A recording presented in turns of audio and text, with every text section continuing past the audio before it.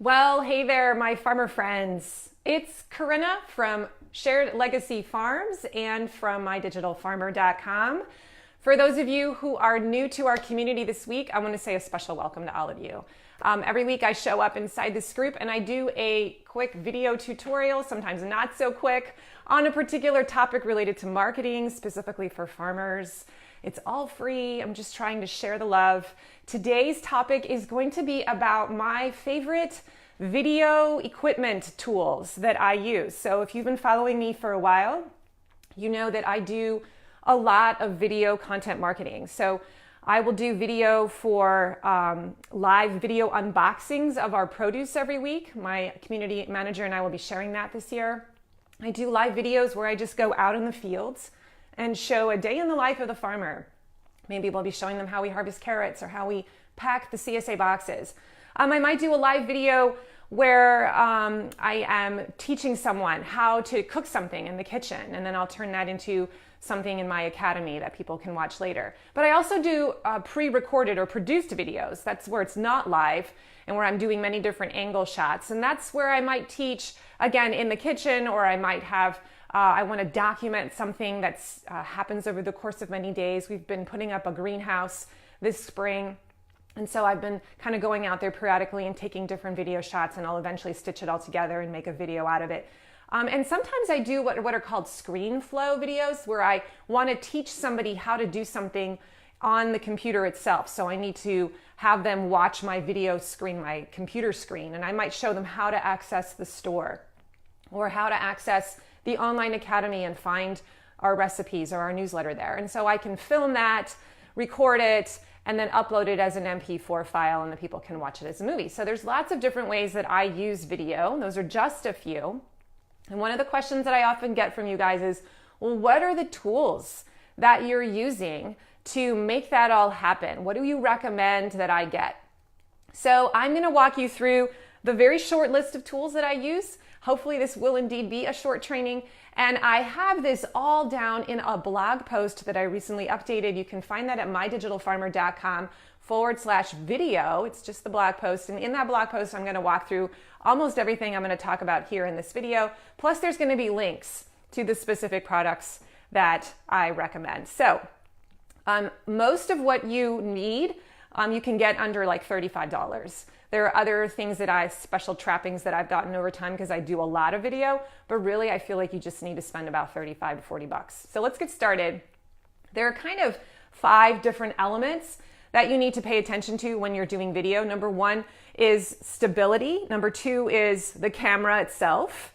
Number 3 is the audio. 4 is the lighting. And then 5 is the editing software, the process of editing your videos if you choose to do that. So we're going to walk through each of those real quick. So number 1 is stability. So we really feel like this is key. We've all seen our share of videos, and I still do some of them, where the camera is just being held by someone and you're walking around, and that's okay for a short video, but if it's a long video, it can be a little discombobulating for the viewer. So I really recommend, if you're going to be in one place doing something, to try and get some kind of a tripod that you can stabilize the shot.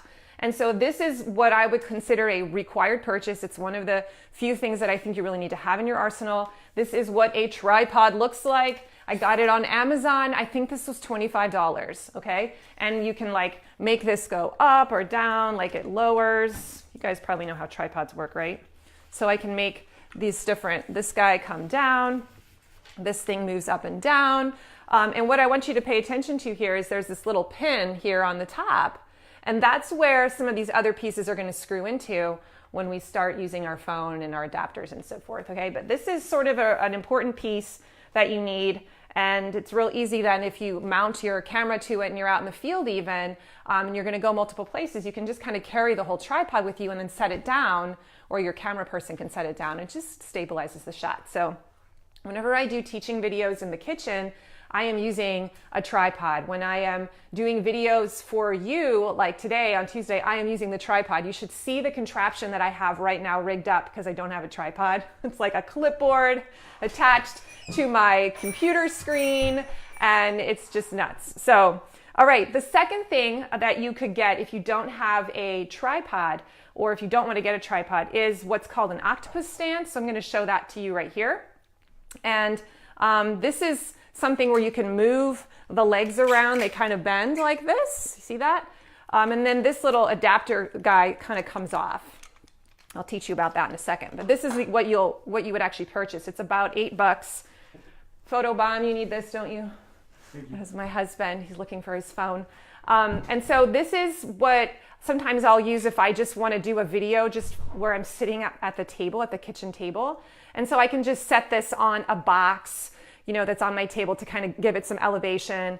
And then I'll stick my camera ultimately, you know, in this guy. But sometimes it's just easier to have a small stand because the tripod can be really tall and awkward for some spaces. Another cool thing about this guy is that you can attach it to cool things and get a really neat angle shot. So I've heard of people who like might, you know, wrap these legs around a stop sign if they want to, you know, walk and, you know, talk as they're coming towards a stop sign, or maybe like on a bicycle or on your tractor implement. I don't know if I would actually do that because I'd be afraid it'd fall out. But this is a way that you can kind of attach your camera to different places and capture interesting shots. So I totally love this. And I sometimes even just use it and hold on to it, you know, like this.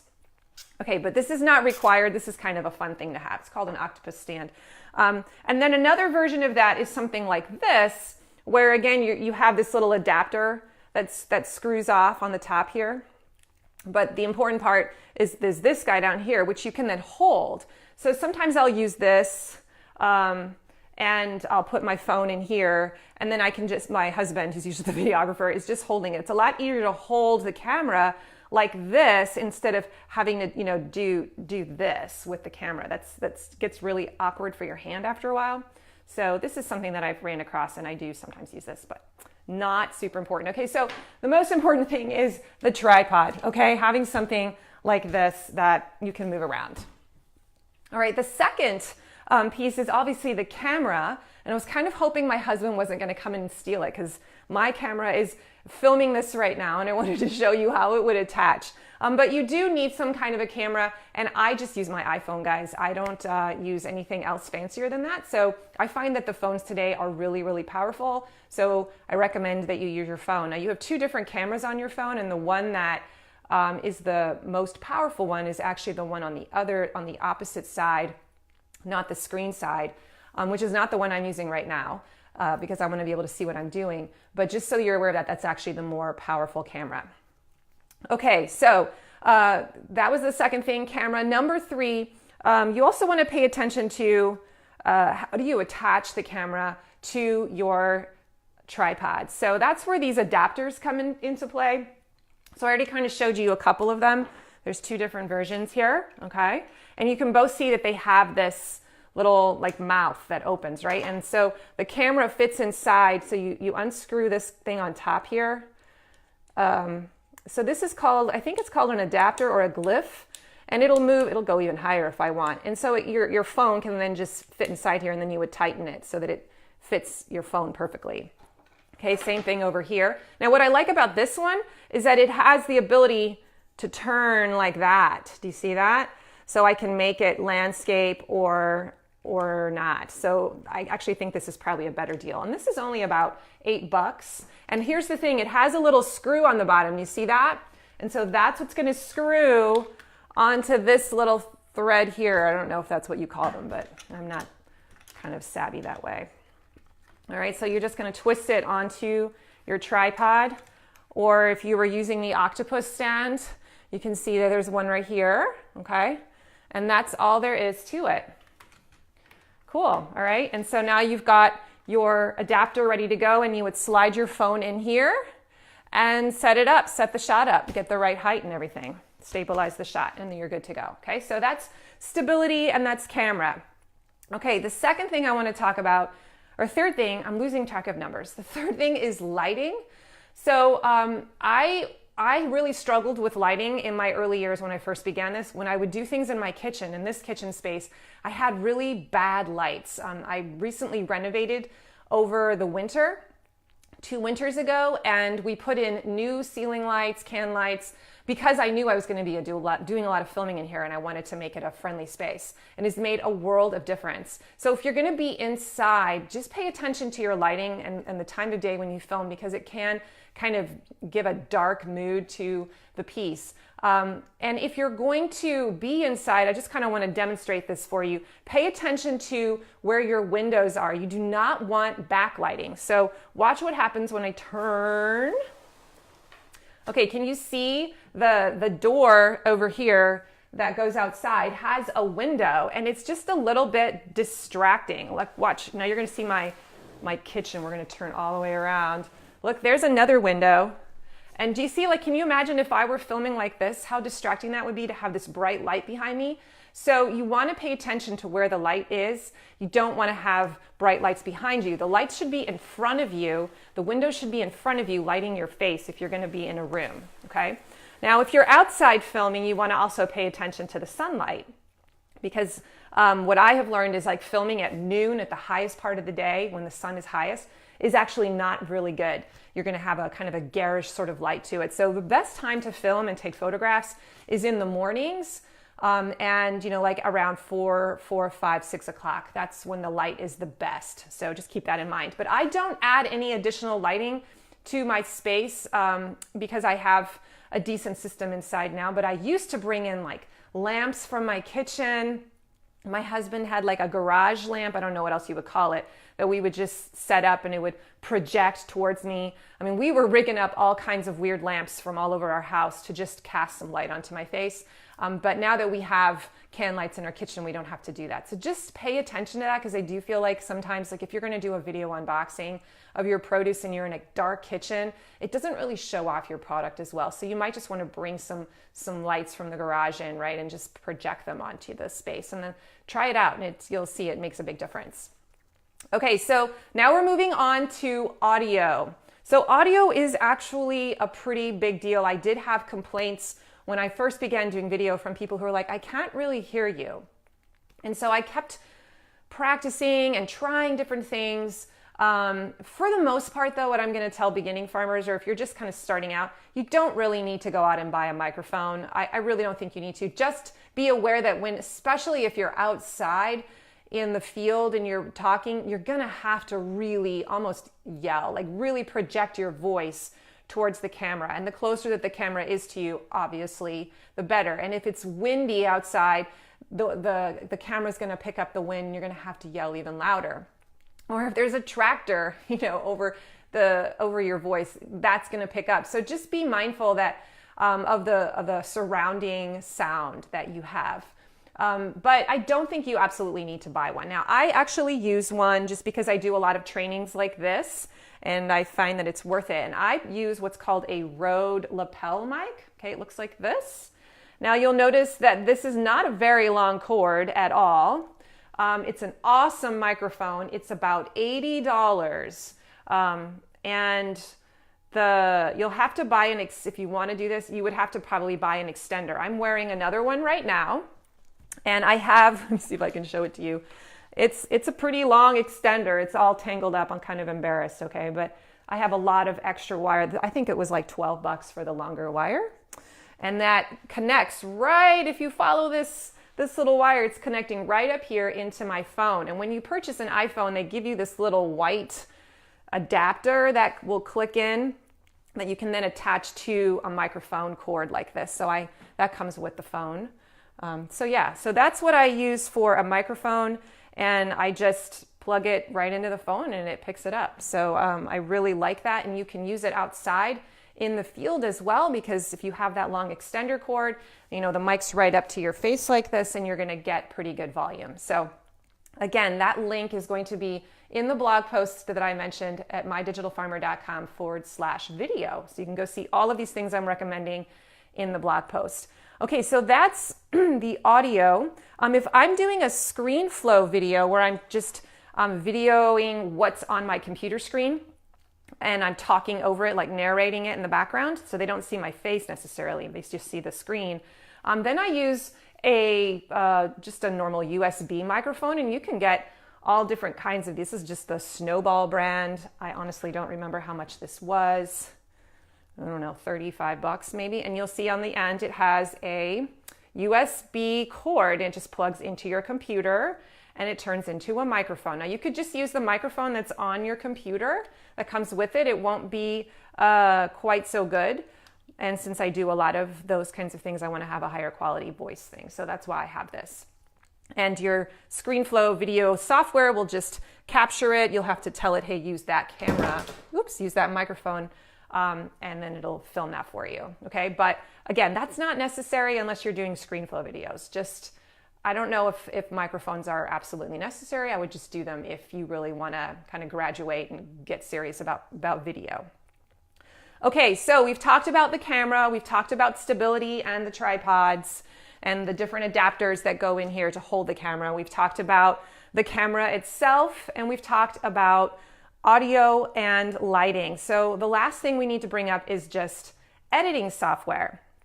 So when you finally finish making your video, what do you do next? So I'll be honest, in most cases, I do a lot of live video like today, and I'll just download it right onto my desktop, and then I'll upload it into YouTube. So I don't do a lot of editing most of the time, but if I'm doing like a cooking tutorial that I'm going to put into the membership academy for my members, and I'm pre-recording that, a lot of times I will stitch that together into a software program.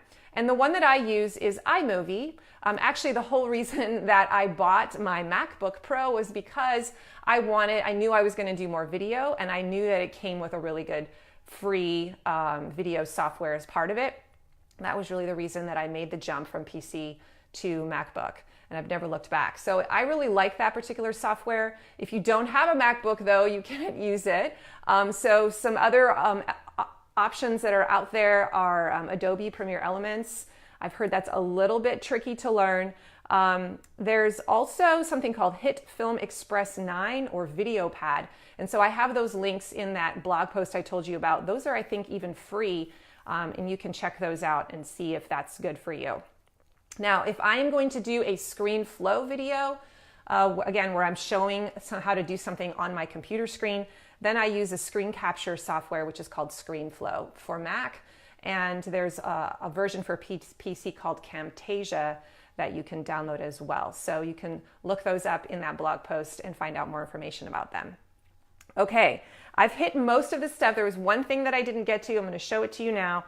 When I do those ScreenFlow videos, if I ever want my face to be part of it, so I want it to capture the screen, but I also want it to be capturing my face as I'm teaching, I have a webcam, all right? And that's what this guy is. This is the Pro, I'm looking at my notes here, the Pro Stream webcam. I have it, again, in that blog post. And this guy is links to your computer with a USB on one end, and then this attaches to the flap of the laptop and connects. And you'll have to select that you want to use this particular camera instead of the one that's automatically on your computer. And it's a much clearer camera. It's just really, really crisp. I've started using it as I've been building some online courses, and I love it. I absolutely love it. So I'm trying to use it as much as I can because that fuzziness factor is not there like it is with some of my prior videos. So, all right, well, that is it. Those are the 5 things. Let me review. The first thing you have to think about is stability. So you need a tripod, $25, all right? And I also recommend that you get this little adapter that screws onto it right here for like $7 or $8. And that's really all you need, okay? The stability piece if you're going to invest.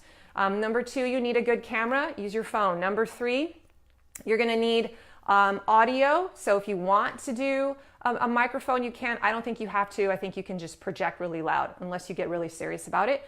Number 4 is lighting. So being sensitive to the lighting in your space and avoiding backlighting if possible. And then number 5 is the editing software.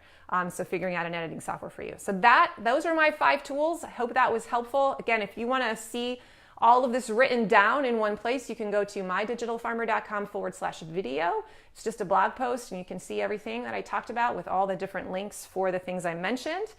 And if you're watching this on YouTube later, thanks for joining me, and I hope you subscribe, hit the bell so you can get notified of future trainings. And I will see you next week for another edition of a Marketing Minute Update. All right, take care, guys. See ya. Bye.